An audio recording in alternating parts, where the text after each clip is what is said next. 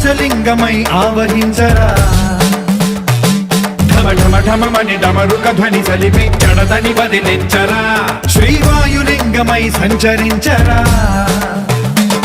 అణువణువున తన తనువున నిలిచి చలనమే కలిగించరా